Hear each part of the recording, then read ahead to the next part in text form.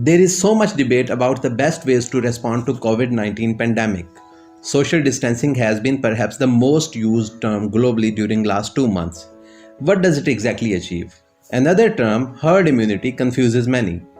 Well, there is fairly complex mathematical modeling behind anti-COVID-19 strategies that are being used worldwide. It doesn't mean, however, we cannot understand them. Like always, Biology Planet promises to offer an engaging mathematics free explanation of these concepts and anti COVID strategies. Let's first see what R naught is. R naught, our basic reproduction number, indicates how many new cases one infected person generates. If R naught is greater than 1, infection would spread. In the case of COVID 19, R naught is 3, which means one infected individual will transmit disease to 3 others. 3 will transfer it to 9, 9 to 27, 27 to 81, and it goes on. If it is equal to 1, infection rate remains steady, so the number of people contracting virus doesn't change over time. If R naught is less than 1, number of people getting infection would decrease, which theoretically means that infection can be eradicated from a population gradually. So here we have 3 infection clusters originating from these 3 guys. Look at the steep drop in infection when only one of them is immune to COVID-19 virus. These 3, 9 and 27 are saved from coronavirus. It should be obvious to every viewer that immunization blocks the gateways of infection. In some regions of the world, COVID-19 has case fatality rate or CFR of 2%, which in our example translates into 2 to 3 deaths. But 98% will survive and become immune to future infections. These surviving individuals will block the gateways of infection. You can now imagine that with increasing number of people contracting coronavirus and then recovering from it, number of immune people will keep on increasing, and so will the blocks to the gateways of infection. With repeated cycles of infections and survivals, there will come a balance where fraction of immune people in the population will become so high that infection would cease to spread. This state is called herd immunity.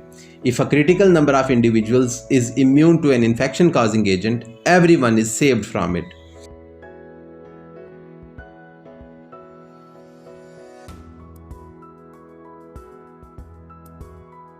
Achieving this balance doesn't come without cost.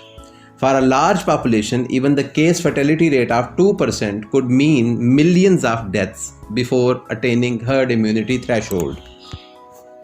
What percentage of people need to be immune to achieve herd immunity? The so-called herd immunity threshold are hit. It is calculated on the basis of R naught value.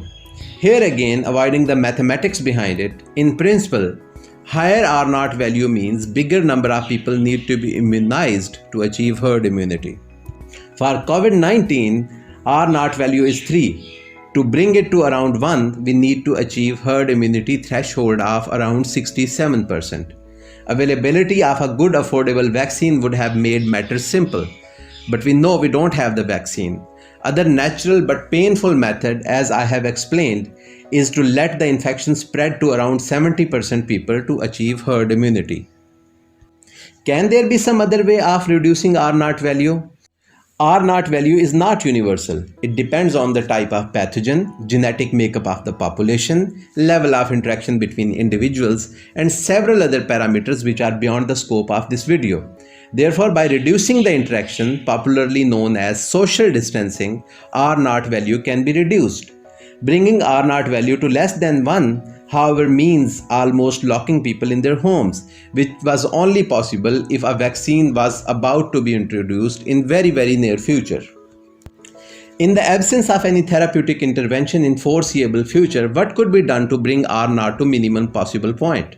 Let's examine how social distancing will change the herd immunity numbers. In a homogeneous population of 1 million people, under no social distancing, herd immunity will be achieved when 0.67 million people get infected at the cost of 13,000 lost lives.